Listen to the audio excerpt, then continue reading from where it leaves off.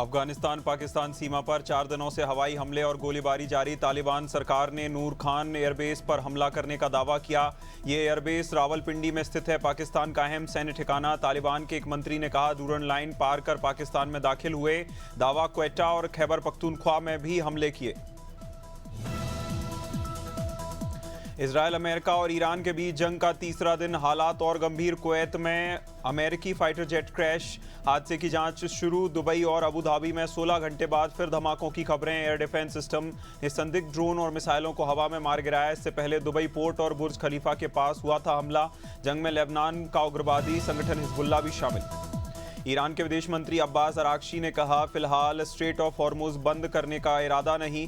अमेरिकी हमले में अल खामनेई की मौत के बाद जलमार्ग बंद होने की आशंका जताई जा रही थी। अगर हॉर्मुज बंद होता है तो कच्चा तेल $70 से $120 प्रति बैरल तक जा सकता है।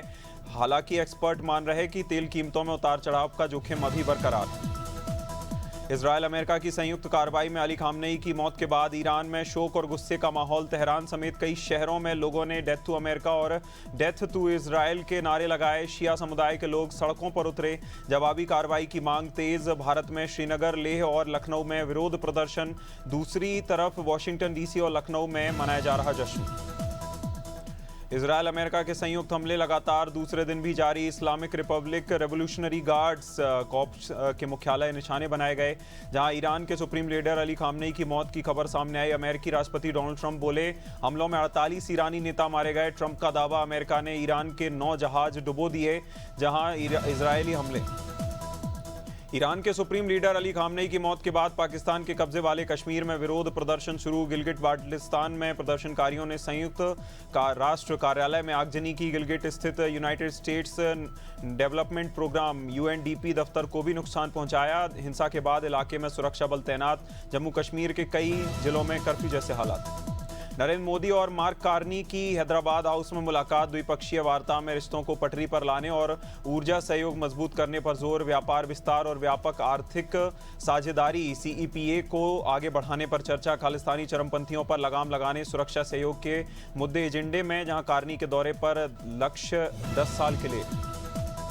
नरेंद्र मोदी ने रविवार को देर रात cabinet committee on security (CCS) की बैठक की, जहां बैठक में पश्चिम एशिया में तेजी से बिगड़ते हालात की समीक्षा की गई। अमेरिका, इजरायल के हमलों और अली खामनेई की मौत के बाद उत्पन्न स्थिति पर मंथन। विदेशों में मौजूद भारतीय नागरिकों की सुरक्षा प्रमुख एजेंडा। स्ट्रेट ऑफ हॉर्मुज में संबंधित जोखिम और ऊर्जा आपूर्ति पर चर्चा।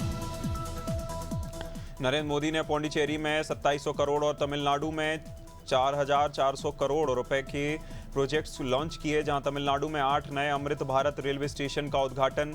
3 नए आकाशवाणी FM रिले ट्रांसमीटर। राष्ट्र को समर्पित इंफ्रास्ट्रक्चर और कनेक्टिविटी बढ़ाने पर जोर। मदुरई में जनसभा को संबोधित करते हुए विकसित भारत के लिए विकसित तमिलनाडु जरूरी कहा।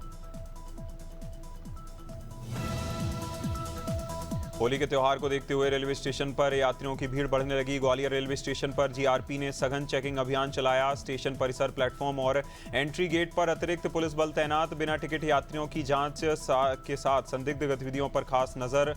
अधिकारियों का कहना, त्यौहार के दौरान सुरक्षा व्यवस्था चाक चौबंद रखना प्राथमिकता है।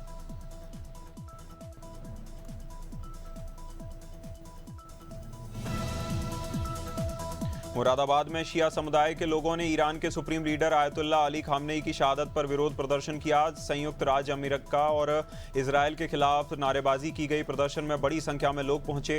हाथों में बैनर और पोस्टर लेकर प्रदर्शनकारियों ने कहा, उनके नेता ने हमेशा मजलूमों की आवाज़ उठाई। उनका कहना, शहादत से डरने वाले नहीं हैं और मजबूती से अपनी बात रखेंगे। छत्तीसगढ़ के मुंगेली जिले में पुलिस को मिली बड़ी कामयाबी। थाना जहरागांव क्षेत्र में ब्राउन शुगर के साथ 5 आरोपियों को किया गिरफ्तार। पुलिस ने 2,65,000 रुपए कीमत की ब्राउन शुगर जब्त की। साथ ही 6 मोबाइल फोन, एक इलेक्ट्रॉनिक तराजू, होंडा शाइन मोटरसाइकिल समेत 3,81,000 का सामान बरामद किया। देवरिया जिले के किशनपुर गांव में जमीनी विवाद ने खूनी संघर्ष का रूप लिया। दबंगों ने घर में घुसकर युवक की धारदार हथियार से हत्या की। आरोप है कि युवक को सड़क पर घसीटते हुए मौत के घाट उतारा गया। बताया जा रहा, जमीन को लेकर चचेरे भाइयों के बीच लंबे समय से चल रहा था विवाद। बीच बचाव में पत्नी, बेटी समेत परिवार के कई लोग हुए घायल। SP स्वीकृति माधव मिश्रा मौके पर पहुंचे। टीकमगढ़ जिले के पलेरा नगर में आयोजित जनसभा में बुंदेलखंड आजाद समाज पार्टी के वरिष्ठ नेता दामोदर यादव ने सरकार की नीतियों पर तीखा हमला बोला। भारी जनसमूह के बीच उन्होंने कहा शिक्षा संविधान से जुड़े मुद्दों को उठाए। यूजीसी बिल का विरोध करते हुए उन्होंने शिक्षा निजीकरण से दलित, पिछड़े और वंचित वर्गों के अधिकार प्रभावित हो रहे। ग्वालियर हाईकोर्ट परिसर में भीमराव अम्बेडकर की प्रतिमा को लेकर भी पांडुना जिले के नागपुर सौंसर मार्ग पर सतनूर बॉर्डर स्थित आरटीओ चेकपोस्ट के बाद सोमवार को दर्दनाक हादसा। तेज रफ्तार ट्रक ने बाइक सवार पति पत्नी को कुचला, दोनों की मौके पर मौत। हादसे के बाद गुस्साए लोगों ने आरटीओ के सरकारी वाहन को तोड़फोड़ की, जहां सड़क पर आगजनी पर करीब 3 घंटे तक नागपुर सौंसर मार्ग चक्का जाम। कानपुर के लठूस रोड पर 1962 से चली आ रही परंपरा के तहत इस बार थीम पर मनाई जाएगी होली। नुक्कड़ सोसाइटी के टेरिफ वॉर थीम के जरिए समसामयिक मुद्दों को रचनात्मक रूप में प्रस्तुत किया। होली स्थल पर प्रधानमंत्री मोदी का पुतला पुष्पा स्टाइल में दर्शाया गया। भगवा वस्त्र पहने पुतले को इस अंदाज में बनाया गया। होली के त्यौहार के बीच राजधानी लखनऊ में शराबियों का उत्पात। मवैया रोड जैसे व्यस्त इलाके में व्यक्ति ने नशे में जमकर उत्पात मचाया। बताया जा रहा शराब के नशे में धुत व्यक्ति सड़क पर किनारे लेट गए। उसकी हरकतों से राहगीर और वाहन चालकों को काफी परेशानी हुई। मौके पर मौजूद दरोगा ने उसे समझाने की कोशिश की, वह मानने को तैयार नहीं था। राजनांदगांव पुलिस ने शहर में सुरक्षा का मजबूत संदेश दिया। एसपी अंकिता शर्मा के निर्देशन में राजनांदगांव और डूंगरगढ़ में फ्लैग मार्च निकाला गया। करीब 300 से अधिक पुलिस अधिकारी और जवान मौजूद रहे। आमजन में सुरक्षा का विश्वास बढ़ाने और असामाजिक तत्वों में कानून का भय पैदा करने का उद्देश्य पुलिस ने त्योहारों के दौरान 100 से ज्यादा फिक्स पॉइंट स्थापित करने की तैयारी की।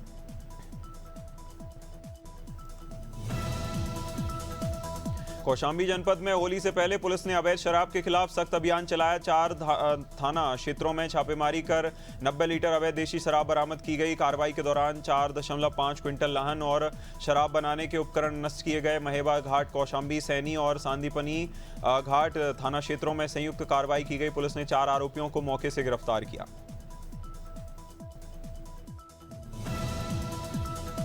जबलपुर के भेड़ा घाट में फागुन पूर्णिमा पर नर्मदा पंचकोशी परिक्रमा का भव्य आयोजन। हरे कृष्णा आश्रम के 21 जत्थों के साथ श्रद्धालुओं की विशाल यात्रा निकाली। परिक्रमा 64 योगिनी मंदिर, कल्याण, तपोवन, लमेटा घाट और धुआंधार जलप्रपात तक पहुंची।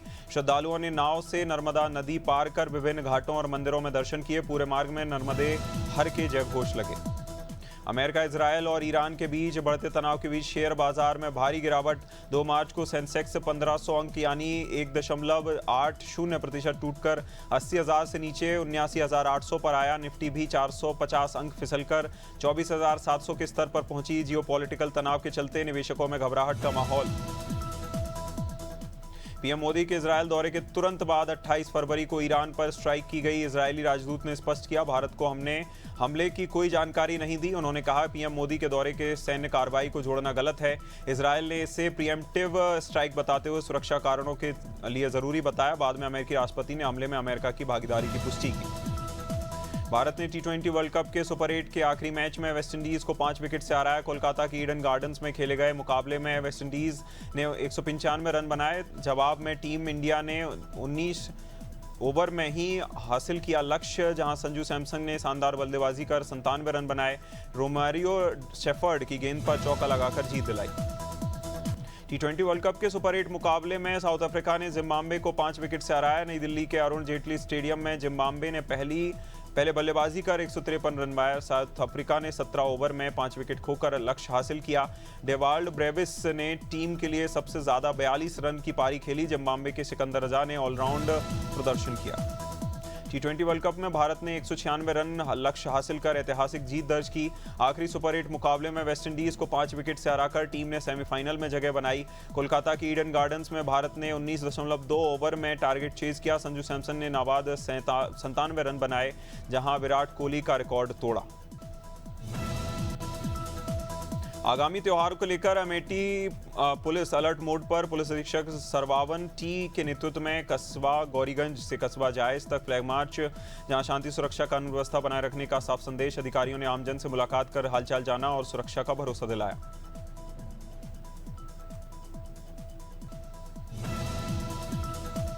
अमेठी के कमरौली थाना क्षेत्र के औद्योगिक इलाके में उस वक्त हड़कंप मचा जब हेचरी फैक्ट्री में बन रहे युवक का शव संदिग्ध अवस्था में मिला। मृतक की पहचान हरदोई निवासी मंगेश कुमार के रूप में हुई, जो यहां किराए के मकान में रहता था। सूचना मिलते ही पुलिस मौके पर पहुंची, शव को कब्जे में लेकर पोस्टमार्टम के लिए भेजा गया। फिलहाल पुलिस मामले की जांच कर रही, मौत के कारणों का पता लगाया जा रहा है। आयतुल्ला खामनेई की हत्या की खबरों के बाद अमेठी पुलिस अलर्ट मोड पर। शिया समुदाय के लगातार प्रदर्शनों को देखते हुए पुलिस ने संवेदनशील इलाकों में निगरानी बढ़ाई। मुस्लिम आबादी वाले क्षेत्र में अतिरिक्त सतर्कता बरती जा रही। पुलिस अधीक्षक सभी थाना प्रभारियों और सर्किल अधिकारियों को सतर्क रहने के निर्देश दे रहे, साथ ही सोशल मीडिया पर भड़काऊ भ्रामक पोस्ट पर कड़ी नजर रखने को कहा। भदोही में पुलिस ने मुठभेड़ के बाद गौवंश का मांस ले जा रहे एक युवक को पुलिस ने गिरफ्तार किया। सुरियावा थाना क्षेत्र में सूचना मिलने पर पुलिस ने घेराबंदी की। आरोपी ने भागने की कोशिश की, पुलिस टीम पर फायरिंग की। जवाबी कार्रवाई में विजय नाम के आरोपी के पैर में लगी गोली, घायल हालत में उसे अस्पताल में भर्ती कराया गया।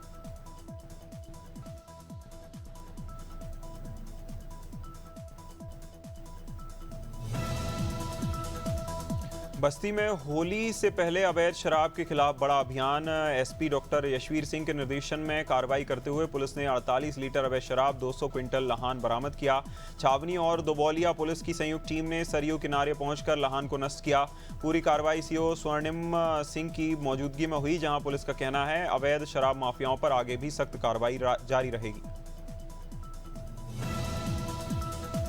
दमोह में टीम उम्मीद का 17वां स्वच्छता अभियान अनोखी पहल के साथ संपन्न। स्वच्छता के साथ सड़क सुरक्षा का संदेश देते हुए हेलमेट पहनकर तिरंगा बाइक रैली निकाली गई। कलेक्टर सुधीर कोचर और एडिशनल एसपी सुजीत भदौरिया सहित प्रशासन और पुलिस बल मौजूद रहा।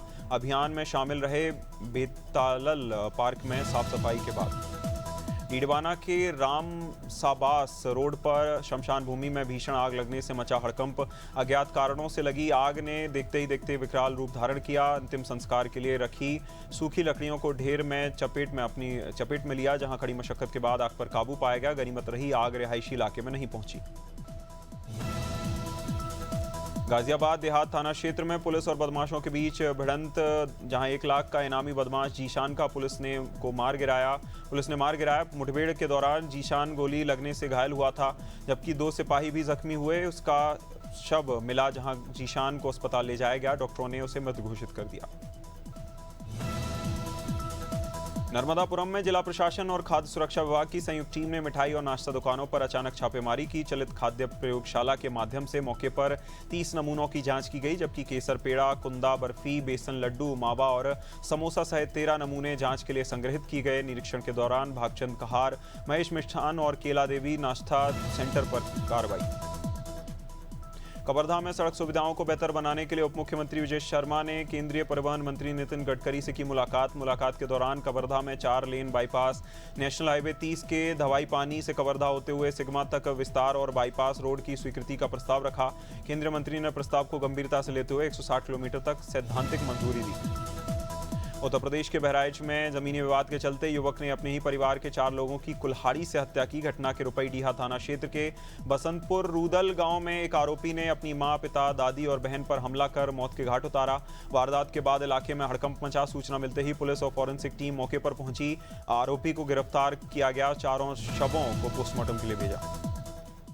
आगर मालवा जिले के नलखेड़ा स्थित विश्व प्रसिद्ध मां बगलामुखी माता मंदिर में 3 मार्च को चंद्रग्रहण और सूतक काल के चलते दर्शन पूजन कार्य बंद रहेंगे। होली के दिन सुबह मंगला आरती के बाद सुबह 6:20 से मंदिर के कपाट बंद कर लिए जाएंगे। इस दौरान हवन पूजन भी प्रतिबंधित रहेगा। मंदिर प्रबंधन के अनुसार 4 मार्च को मंगला आरती के बाद पूजन दर्शन होगा। उत्तर प्रदेश के सिद्धार्थनगर में भारतीय जनता पार्टी ने संगठनात्मक बदलाव करते हुए दीपक मौर्य को नया जिलाध्यक्ष बनाया। प्रदेश अध्यक्ष पंकज चौधरी की ओर से जारी सूची के बाद जिले भर के भाजपा कार्यकर्ताओं में उत्साह का माहौल। पार्टी कार्यालय में पर बधाई देने वालों का लगा तांता। नवनियुक्त जिलाध्यक्ष दीपक मौर्य ने कहा वे संगठन को बूथ स्तर पर मजबूत करने के लिए कार्य करेंगे। आगामी चुनाव में बेहतर प्रदर्शन का भरोसा जताया। ईरान में बढ़ते तनाव के बीच हरिद्वार जनपद के मंगलौर क्षेत्र के कई परिवारों की बड़ी चिंता, क्योंकि मोहल्ला हल्का पठानपुर और जैनपुर में कई युवक, कामगार, छात्र अब भी फंसे हुए। परिजनों का कहना है हालात बिगड़ने की खबरों से बेचैनी बढ़ी। उन्होंने विश्वास दिलाया कि सरकार पूर्व की तरह नागरिकों की सुरक्षा वापसी के लिए सुनिश्चित रहेगी।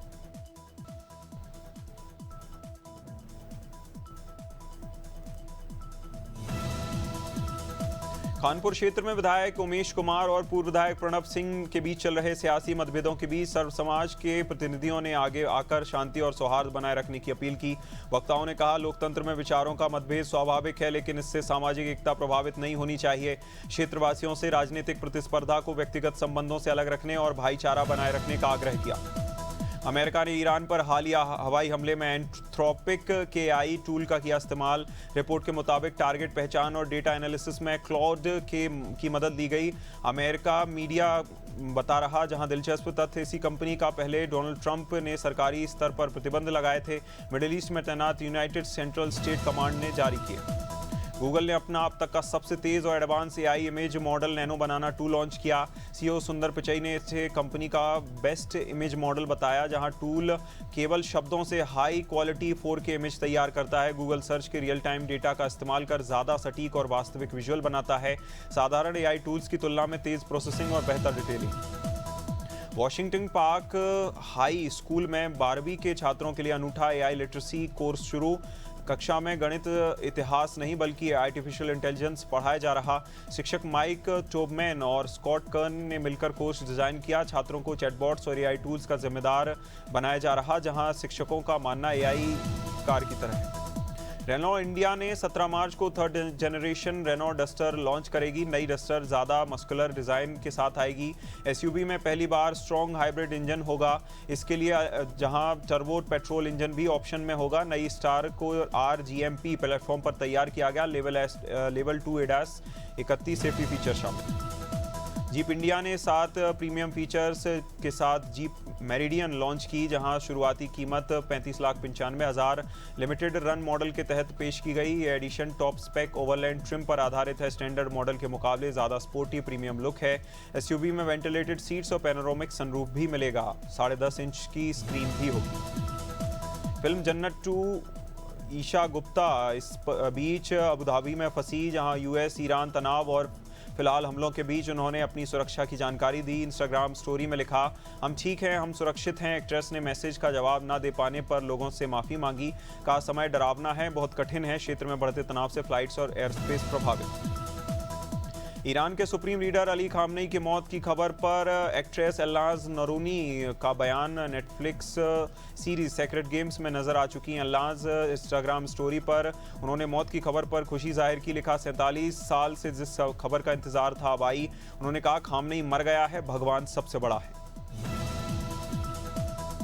विष्णु मंचू दुबई में परिवार के साथ मौजूद। हमलों के बीच दहशत का माहौल। ईरान की जवाबी कार्रवाई में खाड़ी क्षेत्र में कई हिस्सों में मिसाइल अलर्ट।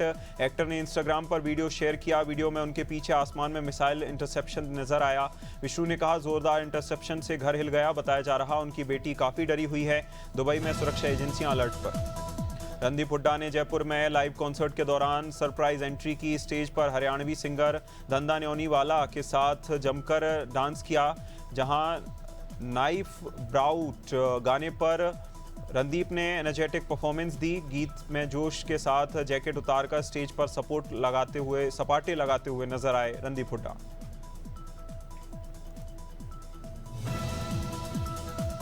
विजय देवरकोंडा और रश्मिका मंदाना ने हाल ही में परिवार के बीच शादी की। 4 मार्च को हैदराबाद में ग्रैंड वेडिंग रिसेप्शन आयोजित होगा। ऑफिशियल अनाउंसमेंट लेटर में बताया गया, इवेंट पूरी तरह इनविटेशन ओनली होगा। बिना वैलिड इनविटेशन कार्ड एंट्री नहीं मिलेगी। इनविटेशन को लेकर प्राइवेट गैदरिंग के तौर पर क्यूरेट किया जा रहा।